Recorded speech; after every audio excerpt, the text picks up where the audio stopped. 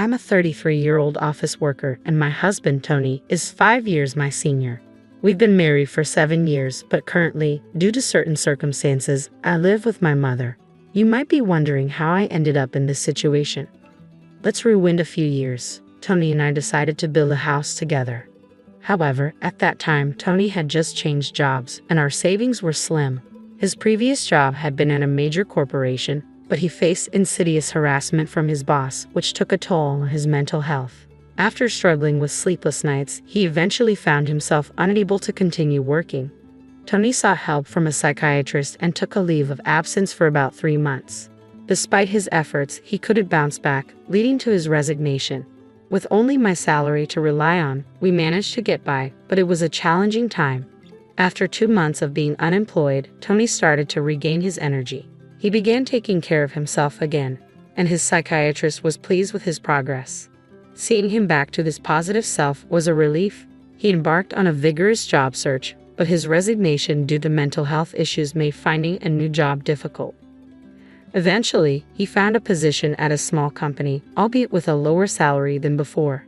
His enthusiasm for the job was infectious, and I couldn't help but feel happy seeing him excited about his work again. It wasn't easy, but at least he was doing what he loved. We had once dreamed of starting a family, but with the uncertainty of our finances, we reluctantly put that plan on hold. Besides, I also cherished my job, and quitting wasn't an option. Just when we thought things were stabilizing, a new challenge emerged. My mother, Karen, was paralyzed in a traffic accident and had to rely on a wheelchair. With my father gone since my middle school years, she had been living alone in our old family home, which was far from wheelchair-friendly. Tony surprised us all by suggesting that we live together to support my mother. It was unexpected but characteristic of his kindness. Despite the uncertainty surrounding his new job, we decided to take the leap and apply for a mortgage. Securing the loan wasn't easy, given the short duration of Tony's current employment, but we refused to give up. With determination and resilience as our driving forces, we approached multiple mortgage companies until we finally found one willing to work with us. With the loan approved, we were ecstatic to finally buy our own home, where we could support my mother and build a new chapter of our lives together. I had always envisioned living in a home permeated with the comforting scent of wood, adorned with thick exposed beams on the ceiling, and boasting customized storage spaces tailored specifically for us. A kitchen adapted to my shorter stature and spacious flooring crafted from cypress completed the picture. Naturally, it had to be a barrier-free single-story house, ideal for easy wheelchair living.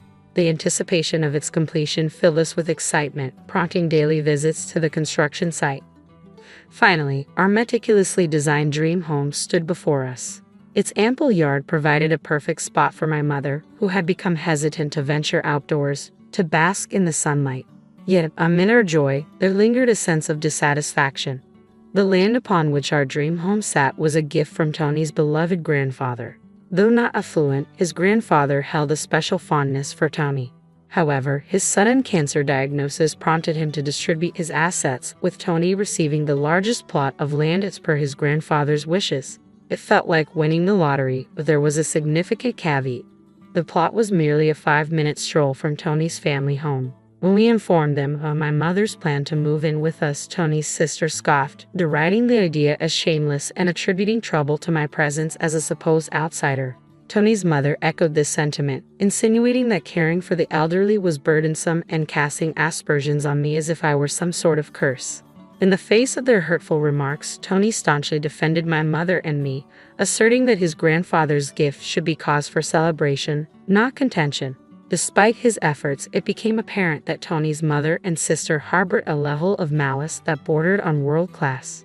It's truly remarkable that someone as kind-hearted as Tony could emerge from such a family dynamic. To me, he's akin to a beautiful lotus flower, flourishing amidst the murky waters. Tony often remarked about his family, citing them as prime examples of what he didn't want to emulate at home.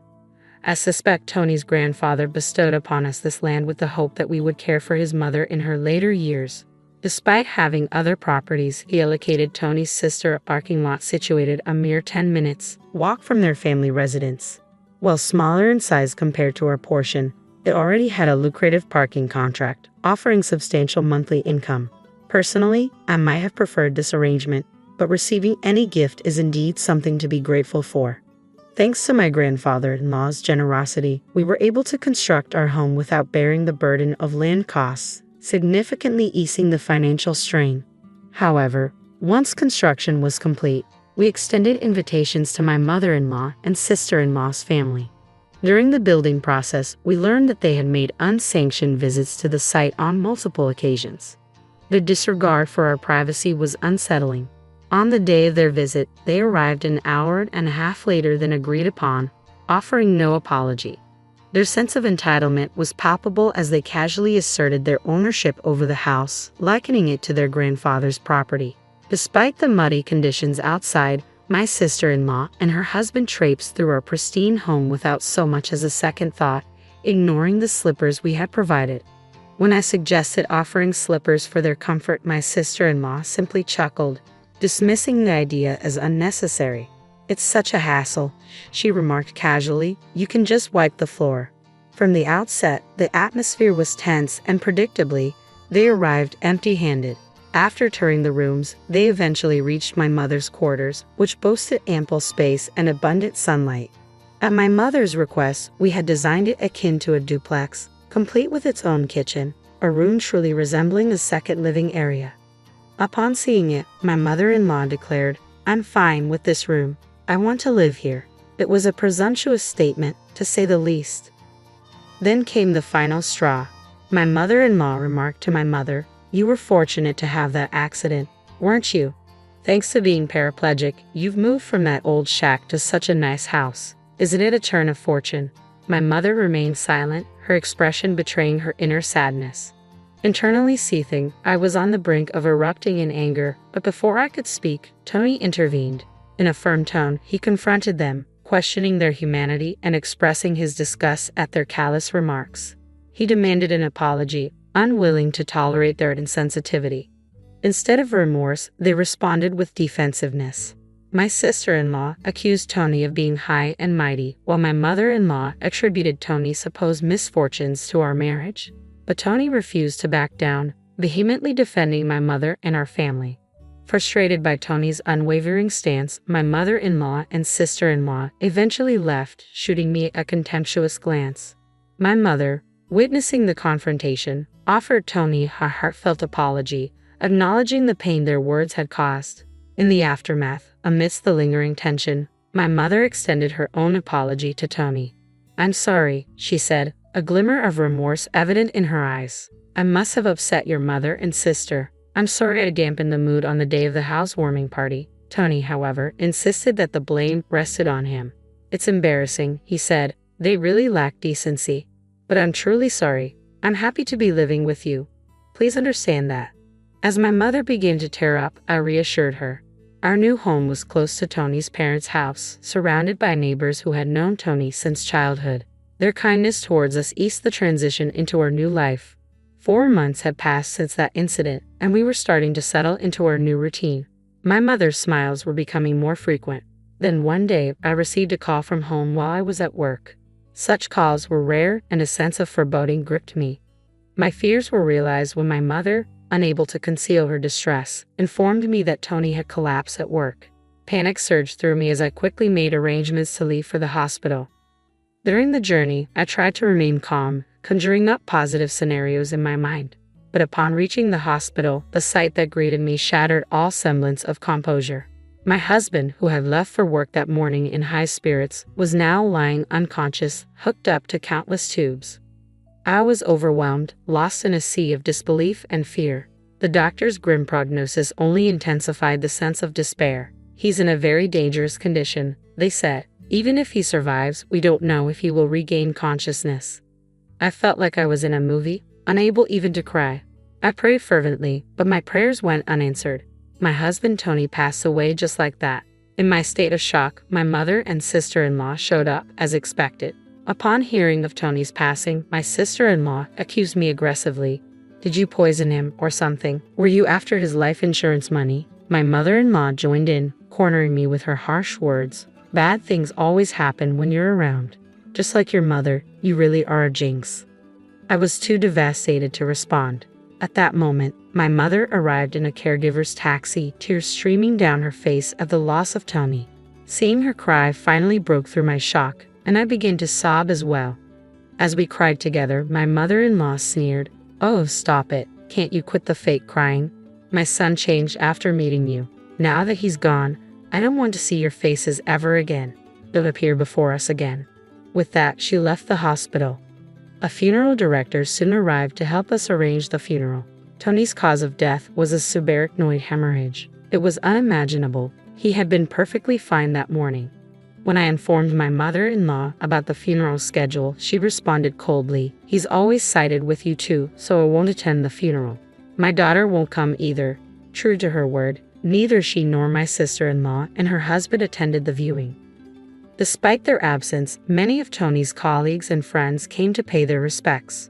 Their presence was a testament to the love and respect Tony had earned. The turnout at the funeral was similarly large, and I could see that Tony was deeply missed.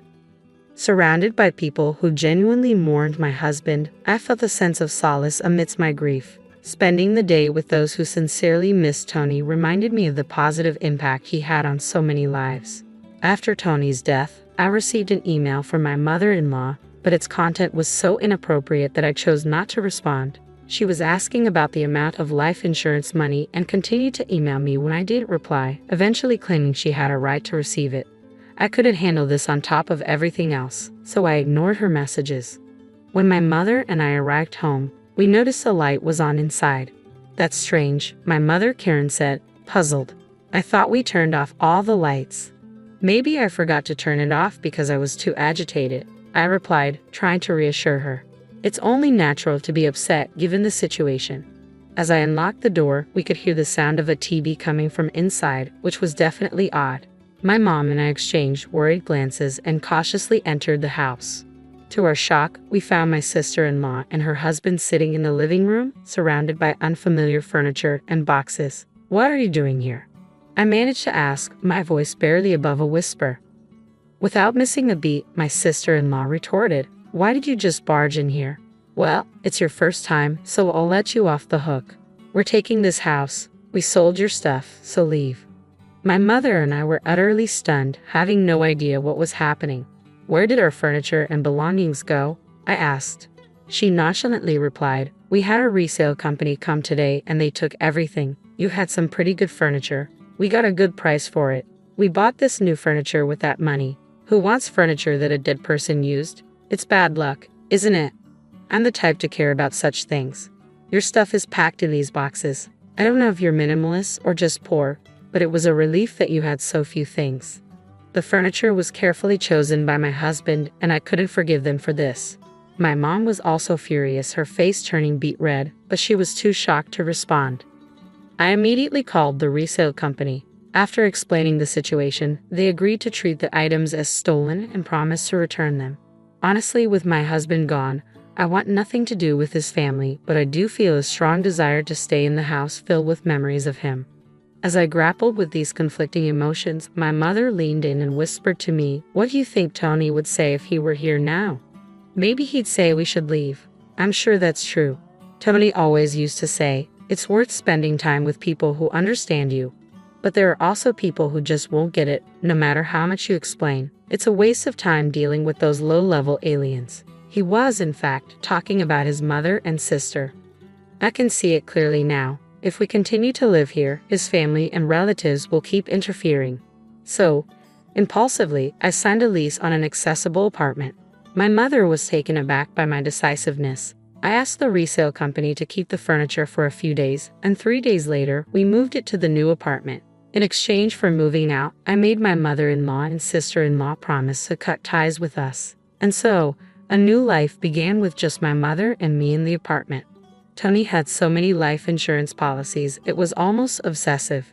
He often joked, always with a smile, "When I die, you guys will be rich." True to his word, my husband left my mother and me enough money to be comfortable for the rest of our lives. Tony was unable to secure a mortgage when we bought the house, so as an employee at a major corporation, I purchased the house under my name. I ensured that even if something happened to Tony first, I wouldn't be stuck paying a mortgage for a house I wouldn't live in. According to the original contract, The house would be auctioned off if the mortgage wasn't paid for 3 months. In the hustle and bustle of life, 3 months passed in a flash. Then, I received a barrage of calls from my sister-in-law, Jessica, filled with astounding fury. My call history was flooded with calls from Jessica and my mother-in-law, Linda. What the heck? This is seriously scary, I thought. It felt like something out of a horror movie.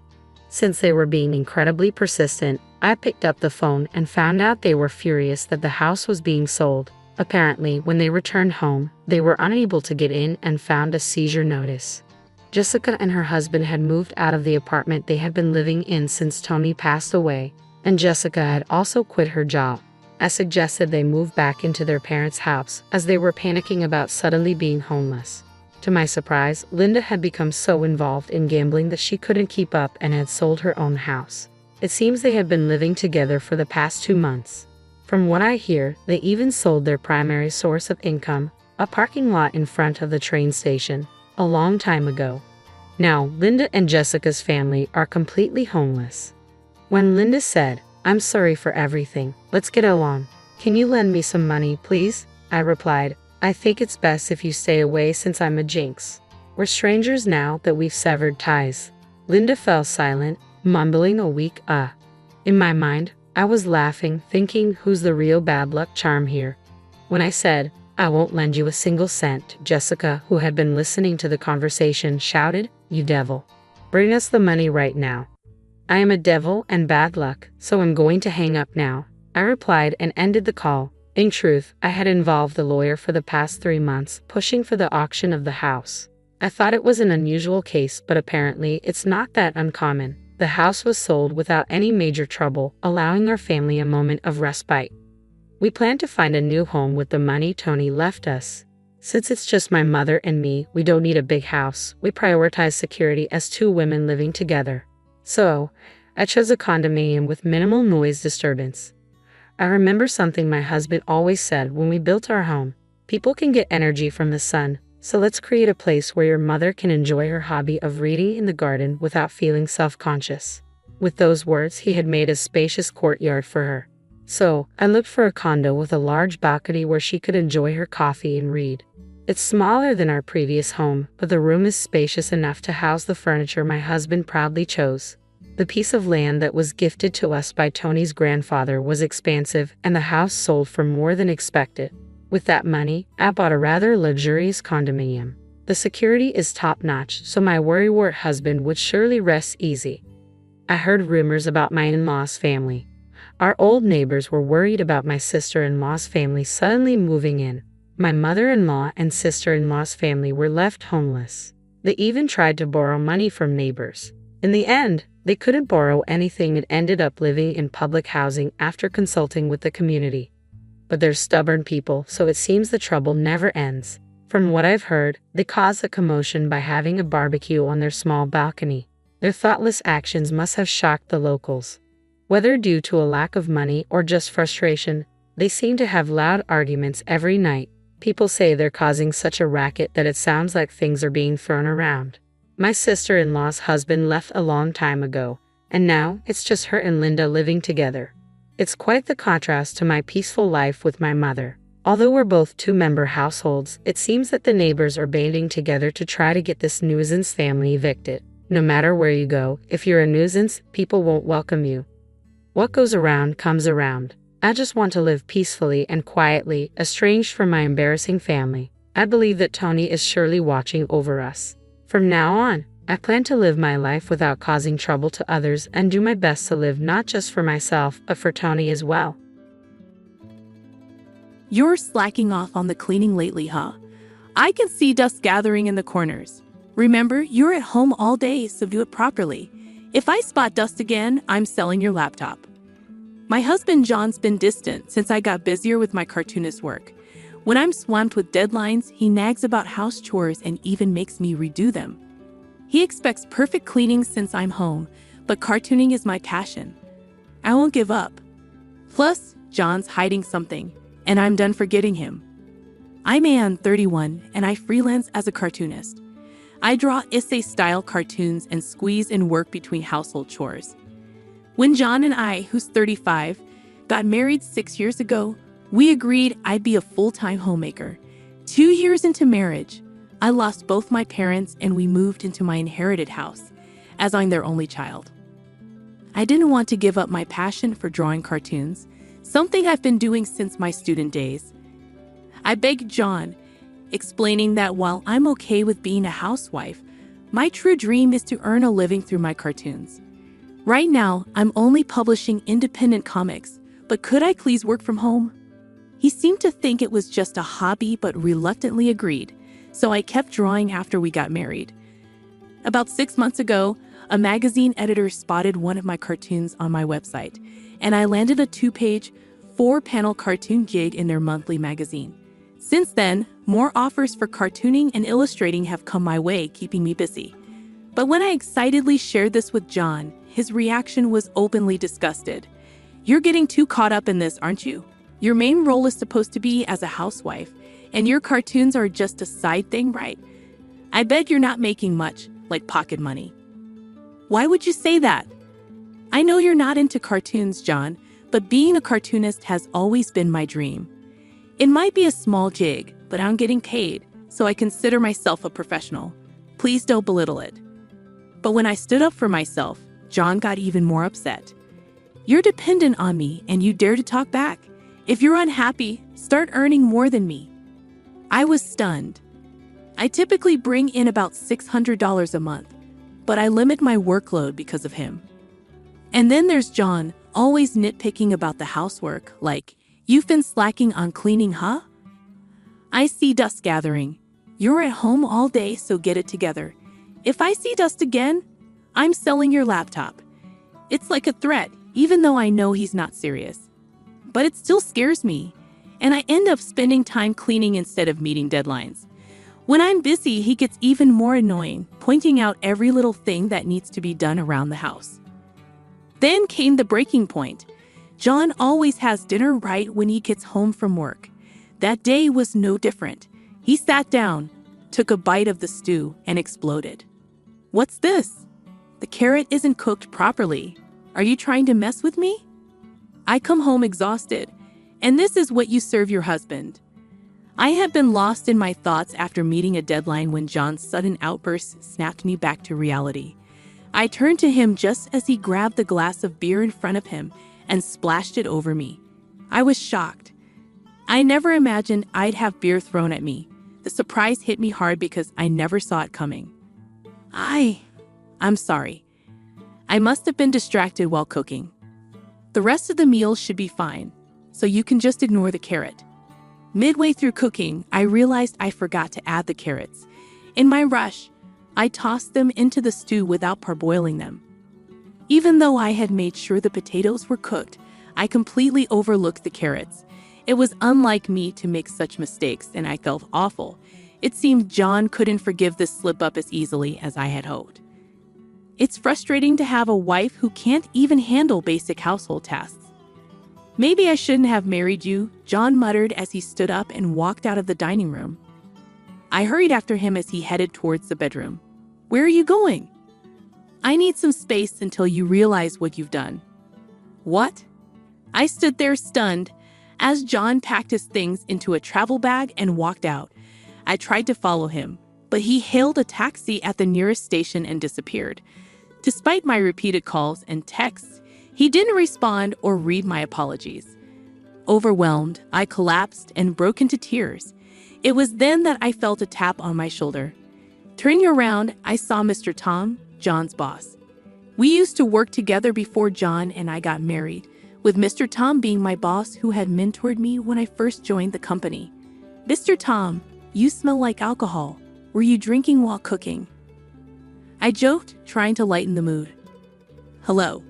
I hate to admit it, but I had a disagreement with John," he replied somberly. "That guy can be a bit arrogant sometimes. It's manageable when it's just work-related, but I can only imagine how frustrating it must be living with him." I vented, feeling relieved to share my feelings. Mr. Tom nodded in understanding, flashing his trademark bright smile. That smile had always been a source of comfort to me during tough times at work. We decided to grab a bite at a nearby diner and catch up. "So what's got you so upset?" he asked kindly. Well, it's my fault. I messed up the cooking today. Tried making a stew, but the carrots weren't cooked well, and it upset John. Happens to the best of us. My wife does the same sometimes. When it does, we just roll with it. Getting worked up doesn't help, you know. I appreciated that perspective. A smile crept onto my face as we chatted. So, no argument over drinks then?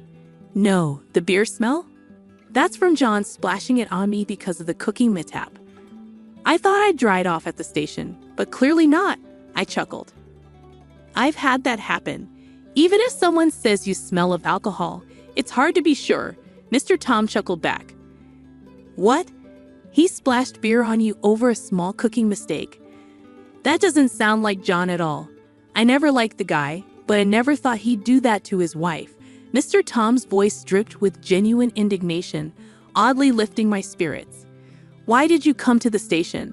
You look like you ran here in your apron. Another issue with John? I asked. Yeah, John got strange, called me lazy, and stormed out, saying he wouldn't return until I reflected on my actions.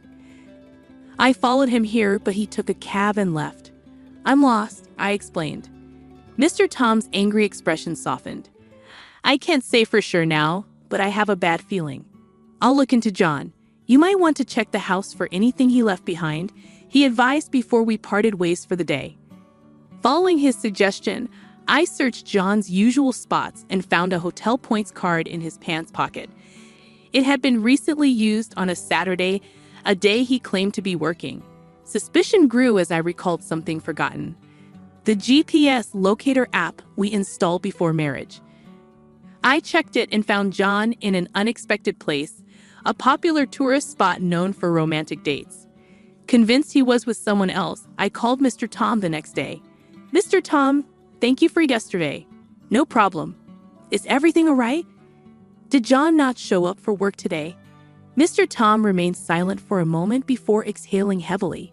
Yes, he's on paid leave for the next 4 days. I suspected as much. I hate to say it, but he's probably... I understand. This helps clear things up. Thank you, I replied. After ending the call, I made a decision and left the house. I had been contemplating my next move. If John ever betrayed me, this is what I would do. Once my task was complete, I dialed another number. Hey, it's been a while, I greeted. The person on the other end responded cheerfully, but as soon as I brought up John, they sided with me. I hung up feeling reassured, believing things would soon take a positive turn. The following day, accompanied by a few individuals, I headed to the location pinpointed by John's smartphone GPS. It led us to a resort hotel near a renowned tourist spot. Currently, he appeared to be outside the hotel, with the GPS indicating he was near the beach. John's face drained of color the moment he laid eyes on me. Seizing the opportunity, I quickly aimed my phone at him and snapped multiple pictures, capturing him alongside a young woman in her early 20s. I had been discreetly photographing them for the past half hour, while John applied suntan oil to the woman, who was clad in a bikini. I allowed them to swim, patiently waiting to gather irrefutable evidence of John's infidelity. Their carefree demeanor or their blatant display of affection didn't shock me. Rather, I felt a sense of relief that they were providing solid proof. What truly rattled John, besides seeing me, was the presence of my in-laws behind me, both regarding him with stern expressions. What's happening here, John? I approached with a forced smile, causing John to stumble backward in the sand and land on his rear. My mother-in-law let out a disappointed sigh. How disgraceful, even for my own son. And who is this woman you've abandoned your wife for? She's useless at home, John blurted out, hastily pointing at me and shifting blame. Is it fair to say she does absolutely nothing? Even if she occasionally skips cleaning, she handles laundry, cooking, and dishes every day, doesn't she? Even I sometimes skip cleaning, and I detest laundry so much I leave it to your father at times. That's because you had a part-time job, right? But it's different with Anne. She's a stay-at-home wife who spends her time drawing and playing. My mother-in-law interjected, her tone firm. John's words fueled my father-in-law's anger. You're completely clueless," he exclaimed, drawing the attention of those around us. Some even seemed ready to capture the scene with their smartphone cameras. "Why don't we continue this discussion in a more appropriate setting?" I suggested, and everyone agreed. My in-laws and I headed to a nearby restaurant where John and the woman he was cheating with changed from their swimsuits into casual clothes and joined us. Once seated, we listened to John's explanation. "I wanted Anne to be a stay-at-home wife, but she picked up this useless hobby of drawing cartoons and neglected her housework. When she refuses to obey me, it's only natural for me to seek a replacement wife," John declared. Mary was quick to respond. "Wait, that's different from what you told me. You said you were troubled because of a stalker at your house, and you wanted to escape that reality for a while. I suggested going to the police, but you assured me the stalker would be caught soon. I wouldn't have gone out with you if I knew you had a wife," Mary sobbed, her distress evident. It turned out she was a college student who had met John on a dating app. Attracted to an older man, she agreed to date him, only to realize she had been deceived. "I'm really sorry. I won't contact John again. Consider this a lesson learned, and I'll be more careful next time," Mary apologized, bowing deeply to me and my in-laws before showing us the screen where she deleted John's number. Leaving some money for her coffee on the table, she hurriedly left. I shot a glare at John, who looked stunned by Mary's departure. It's only natural that I have my own feelings and circumstances. I'm not some robot you can manipulate. Cheating just because things aren't going well is despicable, I admonished. Before John could respond, my father-in-law interjected, his tone firm. "You still seem too content, John. But who's the one working and providing for Anne? You should respect me as the breadwinner." John trembled with anger, but my father-in-law addressed him calmly. "You're acting like a child. Just because things aren't going your way, you're throwing tantrums like a toddler. Learn to accept reality. There's nothing more to say." With that, my in-laws stood up, settled the bill, and made their way to the register. Left alone with John, I found myself at a loss for words. "John, I've been offered a serial comic strip in a magazine," I announced. John's demeanor shifted completely, and he looked at me with surprise. "Oh, congratulations. Because of this opportunity, I can no longer be the stay-at-home wife you want. I'm sorry, but I'm tired of being with you, John. I want a divorce." "I'm sorry. It's all my fault. You can pursue your comics, and I'll help with the housework." "I won't be arrogant anymore," John pleaded, tears welling in his eyes. But I couldn't bear to look at him any longer. "I'm sorry, but that's not the issue anymore. You looked down on me, didn't you? I believed marriage was about equality, but you saw yourself as superior because you were the provider, didn't you?" "Maybe I did, but I changed. I promise I won't make you suffer anymore." "Please don't talk about breaking up," John begged. "I've made the decision to sell the house we lived in. I have a relative who works in real estate, and they've agreed to buy it from me. There's still some paperwork and arrangements to finalize, so it won't happen immediately, but it'll be at a lower price than if we went through a broker. It's my house, and I have the right to do as I please with it, don't I? I want to end our relationship as soon as possible. I'm planning to leave tomorrow, and you should find somewhere else to stay as well." With that, I rose from my seat and headed for the exit. Unlike the day John left, he was now desperately chasing after me. However, when I got into the car, my father-in-law, who was behind the wheel, swiftly drove off. As I slammed the door shut, I saw John running after us, tears streaming down his face, but soon he disappeared from view. Afterward, it seemed John didn't believe what I had done. Upon his return from his trip and discovering the house empty of my belongings, he called me, his voice filled with anguish. I reluctantly answered the phone. "Why did you sell the house? It was our home, wasn't it?" "Why are you saying such things? It's the house I inherited from my parents, remember? But I should have some rights to it too, shouldn't I? In fact, there are no automatic inheritance rights for spouses when it comes to property. If you understand, please leave the house as soon as possible. Expect a call from the lawyer regarding alimony and divorce. Don't try to avoid it, okay?" I stated firmly before ending the call. Later, it seemed that John faced criticism from Mr. Tom for taking paid leave to go on a trip with his mistress.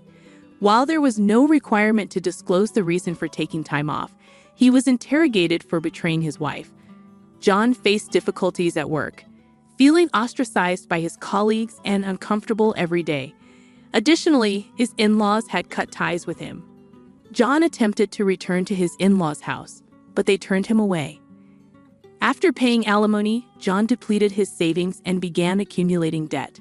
He now resides alone in a modest apartment, struggling to manage household tasks and leading a chaotic life.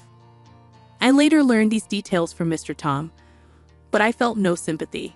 Meanwhile, I settled into a tidy studio apartment and focused on creating drafts for my serialized comic strip. It's an anthology-style comic, drawing inspiration from various people's experiences. The next story I plan to illustrate revolves around marital infidelity, and I'm contemplating using John's situation as material. What's this? Tastes awful. If I eat this, I'll feel sick.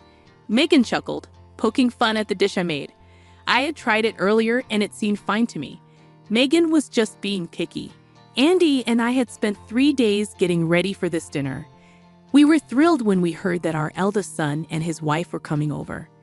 Looking back, Andy and I felt silly for getting our hopes up. Megan's rude behavior and Benny just going along with her wore us out. We felt distant from them. Keeping a relationship with Megan felt impossible. Maybe we need to set some clear rules with her before I talk to Megan about it. Andy reached for the dish. I'm Katie, a 70-something homemaker living with Andy. We have a son, Benny. He graduated from a fancy college, got a job in a big company, and moved to Boston. 2 years back, he said he was getting hitched. The girl he introduced as his fiancée seemed nice. Benny said after the wedding, they'd move closer to us and wanted to bond, especially Megan. We were cool with it, but wondered about Megan. Benny assured us she was thrilled and wanted to get close to us. So we were on board with their plan. Around 2 months after tying the knot, Benny and Megan stuck to their word and relocated close to us. We were looking forward to bonding with Benny and getting to know Megan better, but reality hit us hard. Benny switched from his main office to a branch in our town, thinking it'd work out fine, but life wasn't as easy. The issue was Megan's spending habits. Even when Benny was earning well at headquarters, Megan had a habit of overspending. And when Benny's paycheck took a slight hit after the transfer, Megan's spending didn't slow down. It actually got worse. No matter how much Benny brought in, Megan used up most of it, leaving them in a tough spot. Ben was never one to fuss over his looks and lived a simple life. Benny was always hustling to earn more and rarely had time to visit us. Megan wasn't around much either, making their move nearby seem pointless. Even though they were close by, we hardly ever saw them. Benny was always caught up in work, and we were hesitant to directly reach out to Megan. It felt heartbreaking knowing Benny was going through a tough time. Despite his struggles, we tried to help by sending them $1,000 every month. We wished we could give more, but with Andy retired and us living on a pension, it was all we could manage. Every time we sent money, Benny would express his gratitude, but his voice sounded weary, which pained us deeply. We wanted to support him as his parents, so we decided to help in any small way we could.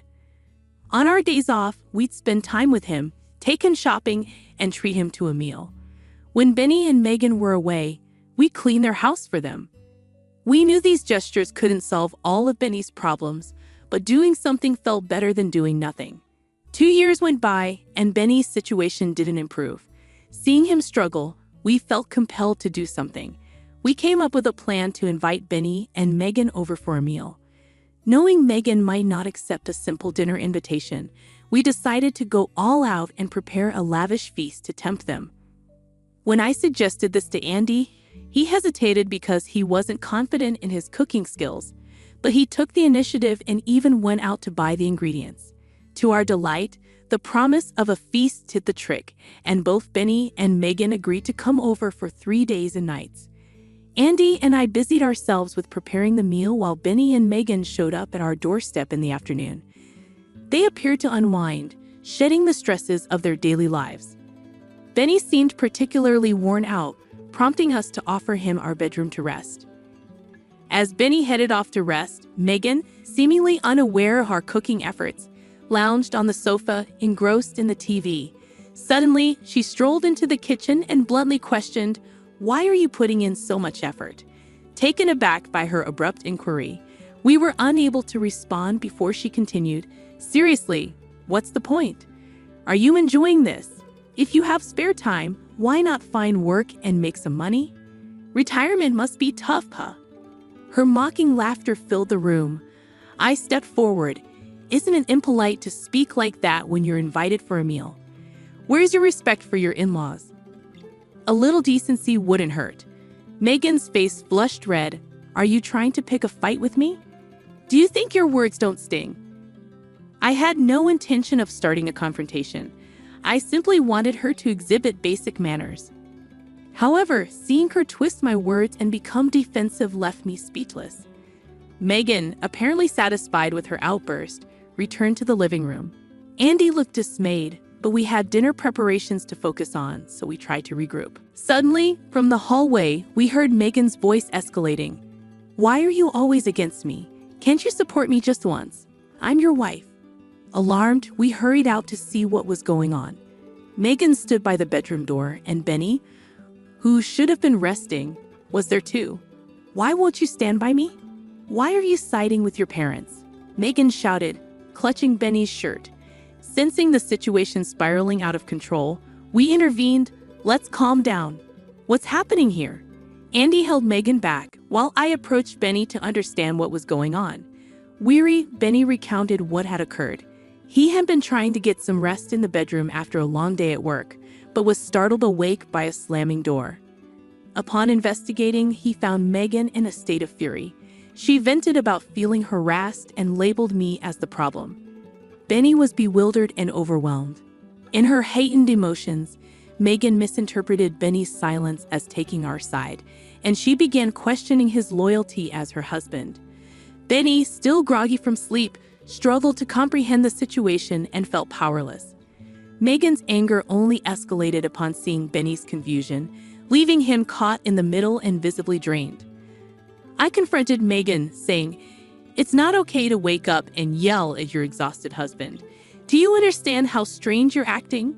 Megan, perhaps feeling trapped, mumbled a half-hearted apology, but her eyes showed no remorse. Despite the tension, we gathered around the table for dinner. We had prepared ribeye steaks and fresh seafood from the local market, trying to offer the best. Benny seemed to appreciate it, but Megan, glancing at the spread, made a sarcastic remark, "Just because you serve this doesn't mean I'll overlook the harassment." It was disheartening to hear after all our efforts. Benny tried to lighten the mood with different topics, but Megan shut down each attempt with icy comments. I told her, "You need to change your attitude," but she simply ignored me. The TV was off, so I knew she heard me. Honestly, I felt dejected realizing that she deliberately ignored me. Feeling discouraged, Andy tried to comfort me. We managed to say grace before the meal, but after Megan tasted the dish, she exclaimed, "What's this disgusting mess? I'll get sick from eating this." She laughed mockingly, leaving me speechless at her cruelty. But she didn't stop there. "You're deliberately trying to make me sick with this food, aren't you? Going to such extremes just to torment me. You're truly wicked, mother-in-law." Her words dripped with disdain, causing my hands to tremble with anger. Why must we endure this? How can Megan treat others so cruelly? Seeing Benny so exhausted, why doesn't she feel any inclination to help? Why does she brush off our kindness? I had so much I wanted to express to Megan, but the right words eluded me. However, I couldn't let her behavior continue unchecked. Sensing my frustration, Andy reached for his plate. I've remained silent until now, but I've reached my limit. Andy's usually calm demeanor transformed into something intimidating when he was angry. It had been a long time since I'd seen him so upset. With his anger still simmering, Andy declared, "I'm severing ties with you. Leave immediately." Andy's voice boomed as he confronted Megan. Even Megan appeared startled, her face paling. "What's this, father-in-law? How could you say such things to your daughter-in-law? Do you find joy in causing trouble? I never imagined you, father-in-law, would stoop so low, she shot back, tears welling in her eyes. But despite Megan's protests, Andy stood firm. I don't care if you call it harassment. I can't consider you family anymore. Leave! Andy's words made Megan realize the severity of the situation. Fine, I'll go. From now on, I want nothing to do with you or mother-in-law. You'll regret this, she declared, packing her belongings and departing. I asked Benny if he wanted to go after her, but he seemed resigned. It doesn't matter, he muttered, focusing on his meal. So we opted to let her go, fearing another confrontation if Benny followed her home. We decided he would stay the night. Benny appeared relieved, preferring not to face Megan at that moment. For the first time in ages, we enjoyed some genuine family time. We swapped stories, aired grievances about Megan, and even camped out in the living room, reminiscing about old times. The cramped couch reminded me how much Benny had grown. However, our peace was short-lived. The next morning, the doorbell rang, jolting us awake. As anticipated, it was Megan. Scanning the room, I confirmed it was indeed Megan at the door. As Benny, Andy, and I debated our next move, the door was pounded loudly. Mother-in-law, I know you're in there. Where's Benny? He's here, isn't he? Let him out. Megan's words filled me with dread. Handing Benny over to her now could only make things worse. So we agreed to let Megan in and have a conversation. As soon as the door opened, Megan barged in, fixing me with a hostile glare. You think you can steal someone's husband? That's outrageous, she yelled, her anger palpable. But her accusations no longer affected me. That's a harsh way to put it. We simply offer him a place to stay because of the way you've been treating him. He made the choice, not me. Blaming me is unfair, don't you think? Megan's face blushed crimson. You're the worst mother-in-law and father-in-law for allowing this behavior. Stay away from us forever. Her words held no sway over us. Andy and I were prepared to sever ties with Megan. Tension hung thick in the air until Benny's words changed everything. I can't do this anymore. Let's get a divorce. Benny's words stunned Megan, her face still flushed with anger. Divorce? Seriously? You're choosing your parents over me? Her tone softened, and she pleaded with Benny, her eyes filled with desperation. But Benny stood firm. A wife who neglects her responsibilities and parties constantly versus my parents, who've always been there for me. The choice is obvious. Megan, still unconvinced, argued, they're just manipulating you. Once they have you, they'll abandon you too. Baseless accusations. We never abandoned Benny, but Megan, eager to portray us as villains, hysterically shouted, you're trying to take Benny away from me. Do you hate me that much? At this point, it was unclear how to calm her down. Then, unexpectedly, Benny slapped Megan across the face. The room fell silent, shocked. Megan struggled to comprehend what had just happened. You've not only been a burden to me, but also to my parents. Aren't you ashamed? I hoped you'd come to your senses, but I was wrong. Please don't say such things. I love you, please reconsider. My decision is final. From now on, we're strangers. Don't ever call yourself my wife again. Megan looked defeated. No one reached out to her. Eventually, she left, realizing there was no point in arguing. In the following days, Benny stayed with us as he initiated the divorce proceedings, which were recently finalized. Megan was hesitant to sign the papers, so they had to involve lawyers. Fortunately, Benny had evidence of Megan's extravagant spending habits, which helped him secure the divorce. He also sought compensation in court. Due to his deteriorating health from stress and overwork, Benny was unfortunately diagnosed with a lifestyle-related illness. Megan's parents eventually paid the settlement, leaving Benny indebted to them. Megan now works tirelessly day and night to repay them. After the divorce, Benny continued to reside with us for some time. We wanted to give him a reprieve, especially considering all he had endured. Today, Benny has regained his footing and is working diligently as ever. While life may present him with more challenges, we will always be there for him as his parents, offering our unwavering support in every possible way. Why are you entrusting our newborn baby to my sister every day? My husband's call interrupted my day. His usually calm voice was tinged with unexpected anger. Rapidly, I sought to dispel the misunderstanding. Our daughter is at home, sleeping, I assure him. Surprised, his tone shifted. Really? He exclaimed. Confusion enveloped us both as questions arose. I'll speak with my sister-in-law to uncover the truth, I resolved. I reached out to my sister-in-law, Marissa, and uncovered a startling truth. Let me introduce myself. I'm Linda, married to Bob for 3 years, just a year younger than him. Our joy was recently doubled with the arrival of our daughter Hannah. She's the epitome of cuteness, but being a first-time mom has its challenges. With my parents living far away, I didn't have the luxury of heading back home after childbirth. Since leaving the hospital, I've been navigating this new world solo during the day. I must admit, I've been getting by, largely thanks to Bob's unwavering support. Despite his long work hours, he's always there for Hannah and me, never once complaining. His gentle demeanor eases any parenting stresses I encounter. Whether it's struggling to soothe Hannah to sleep or tending to her cries in the dead of night, his presence has been a lifeline, and I'm immensely grateful for it. So you can imagine my shock when he called, his voice laced with unexpected frustration. Linda. Mom just called me. What's going on? He demanded. Confused, I replied, Your mom?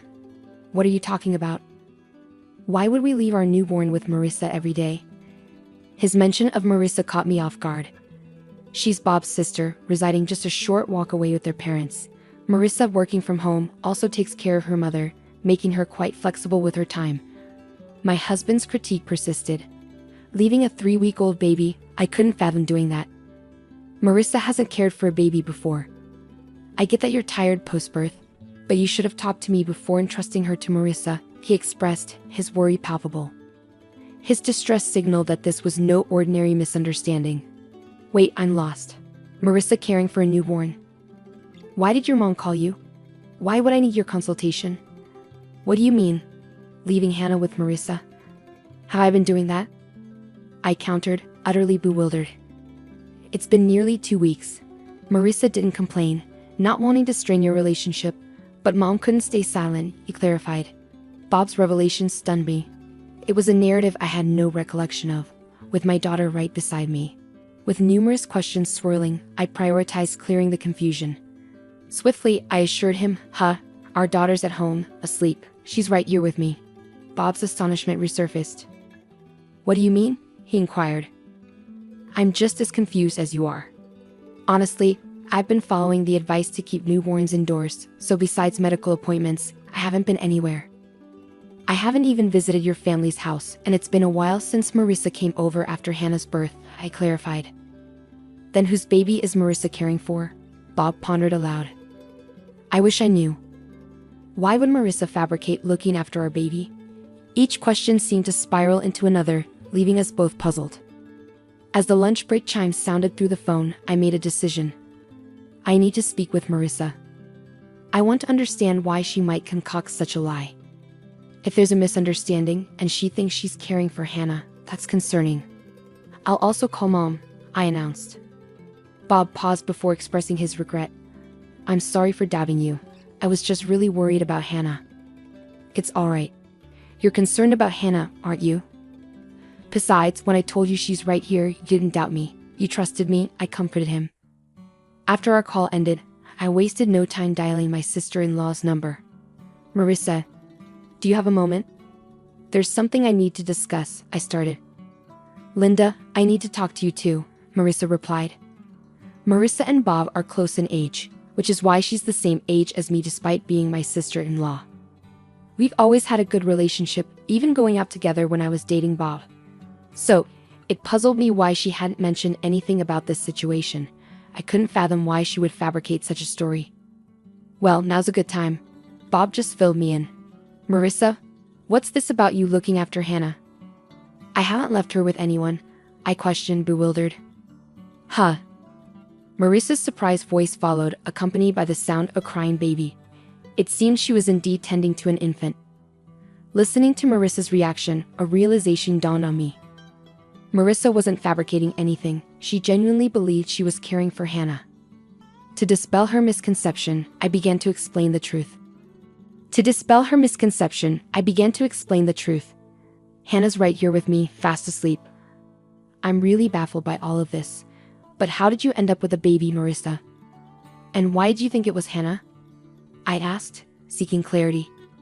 Marissa replied, shedding light on the situation. Last week, Dad dropped off a baby with me. He said, Linda seems overwhelmed, so you should assist her with the baby. This revelation left me dumbfounded. Then Marissa disclosed another shocking detail. I was terrified because I've never cared for a baby. I hadn't heard from you, Linda. And when I considered calling you, Dad warned, if you contact Linda, she'll just stress out. Show some consideration for your sister-in-law. I have my own responsibilities, even when I'm at home. It appeared that my father-in-law's deceit initiated this chaos, but the identity of the child Marissa was caring for remained unclear. Thinking that confronting my father-in-law directly might resolve the confusion, I inquired if he was home. Unfortunately, he's out at the moment. Lately, he returns home late in the evening, takes the child Marissa's been tending to, claiming he'll return her to Linda, then leaves again. He usually returns in about 20 to 30 minutes, Marissa explained. Frustrated by my father-in-law's manipulation involving my daughter and me, I felt compelled to address the situation head-on. I understand. I'll discuss this with Bob, but we might visit tonight, I decided before ending the call. I promptly emailed my husband, detailing what I learned from his sister. We should ask Dad directly, came the suggestion. So when Bob returned home, we made our way to my in-laws. Along the journey, Bob recounted his conversation with his mother. Mom was also quite upset to discover that the child she thought was her grandchild wasn't. That's a significant shock, isn't it? I didn't envision Hannah's first family gathering unfolding like this. It's quite a complicated situation, he elaborated. Due to her back issues, his mother hadn't met our daughter yet.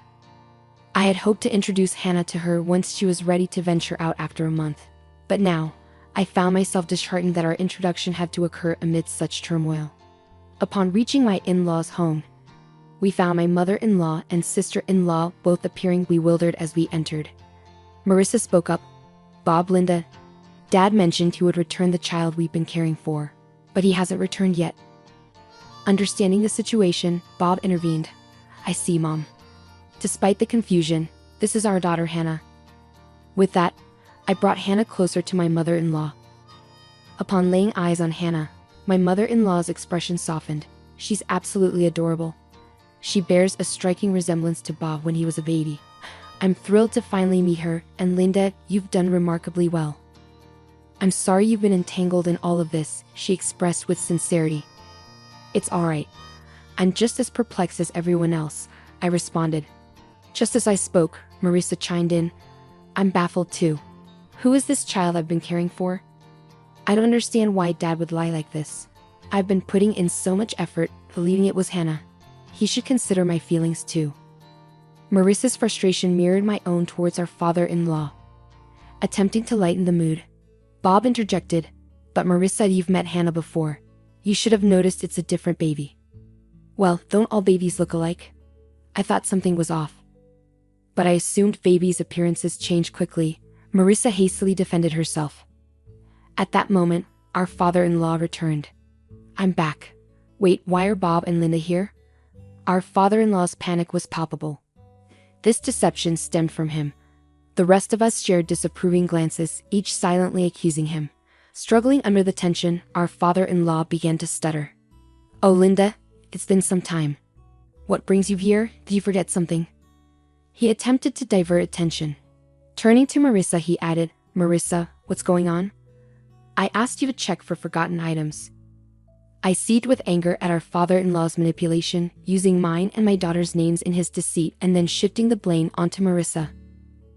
I instinctively held my daughter closer, feeling the tension radiate through the room. Both my husband and sister-in-law shared the same sentiment, their fists clenched in frustration.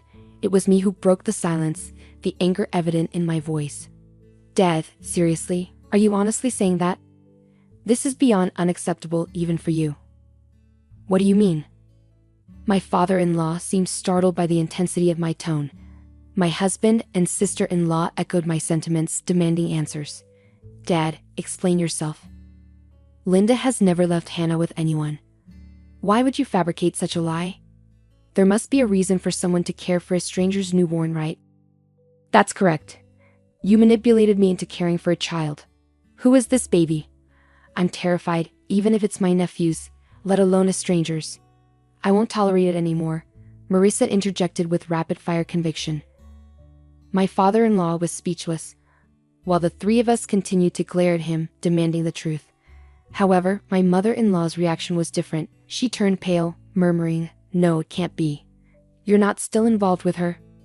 Her words left my husband, sister-in-law, and me stunned. My father-in-law began to sweat, feigning innocence. What are you talking about?" he stuttered, attempting to deflect. But my typically calm husband had reached his limit. "Dad, enough with the act. You've been playing dumb all along. Do you think you can deceive us? We know you've been lying about everything. Just come clean." "Wait, Bob, please calm down." I attempted to intervene, but my husband persisted. "Dad, you've been manipulating Linda and Hannah to cover up your deceit, and you owe Marissa an apology. Caring for a newborn is a monumental responsibility, even if it's your own child. Consider how overwhelming it must have been for Marissa, who has never experienced parenthood before." Once he started, my husband couldn't halt his tirade. Despite whatever excuses our father-in-law might conjure, my husband remained steadfast. Perhaps realizing he couldn't evade the truth any longer, my father-in-law spoke softly, and then he confessed to the unbelievable truth. "That child is mine." At his admission, my husband's momentum dissipated, his mouth hanging agape in disbelief. Marissa and I were equally stunned into silence. It was my mother-in-law who shattered the quiet. Her voice quivered, tears brimming in her eyes. "I knew it. You're still involved with her. I was foolish to forgive you before." "Involved with her?" my husband queried, puzzled. In response, our father-in-law's complexion paled even further. Ignoring him, my mother-in-law continued, "He had an affair. It happened around the time you two were getting married, about 3 years ago. He promised me he'd never do it again, and I forgave him. But now, that's why I thought Hannah bore a resemblance to Bob. She's his flesh and blood after all. I thought she was my true grandchild." Unable to contain her emotions any longer, my mother-in-law broke into tears. Witnessing her distress only fueled my anger towards my father-in-law. My husband regained his composure, unleashing his wrath upon our father-in-law. "You're despicable, Dad. You not only deceived us but betrayed Mom twice. How could you stoop so low?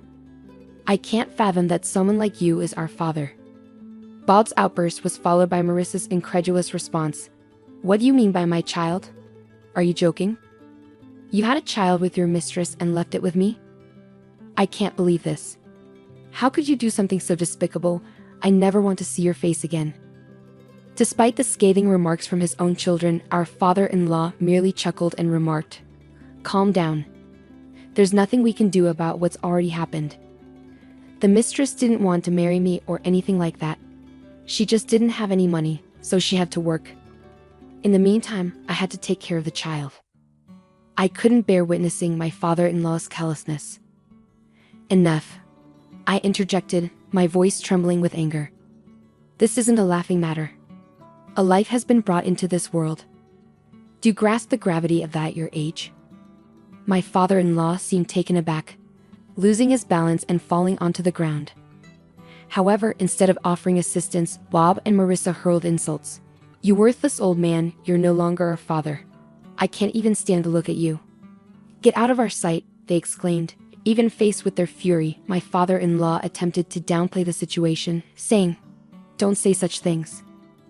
My lips tensed as I stared daggers at my father-in-law. "I no longer have the patience to tolerate someone like you. Let's get divorced," I declared firmly. My father-in-law's smile vanished, his face contorting with wrinkles as he became serious. "But didn't you forgive me last time?" he pleaded. However, his attempt at manipulation was futile.